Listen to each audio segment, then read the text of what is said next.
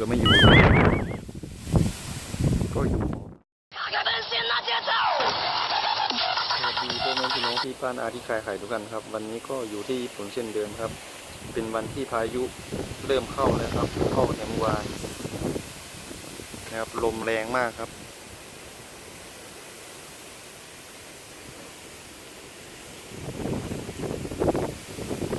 ฟ้าครึ้มครับฟ้าครึ้ม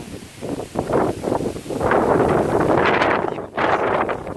8 วันนะครับไม่ได้ไปทำงานแล้วโอ้ลมพุ่งแรง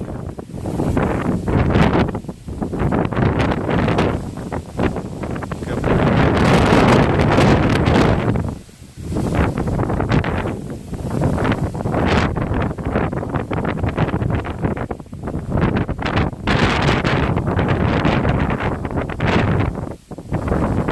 ยิ่งโตเกือบไม่อยู่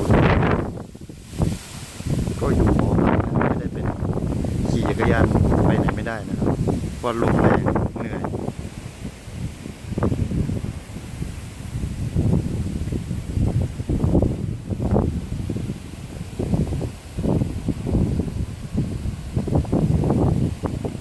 เขาบอกว่าห้ามไปไหนนะครับ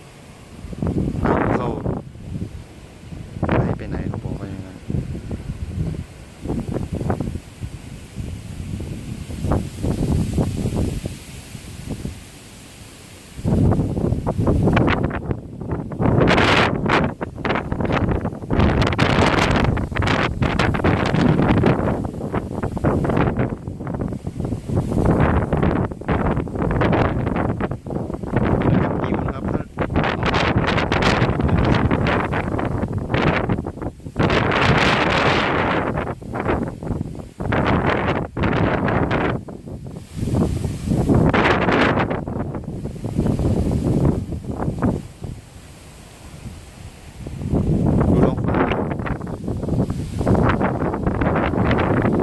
วันนี้ฝนไม่ตกเมื่อวานนี้ฝนตกเ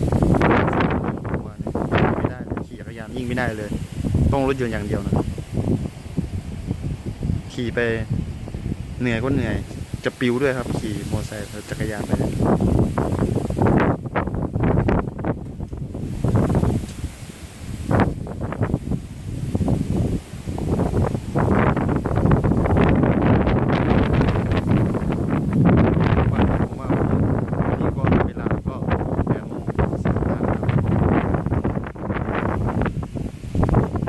เช้าขึ้นมาประมาณตี 5ครับลมแรงเหมือนเดิมครับ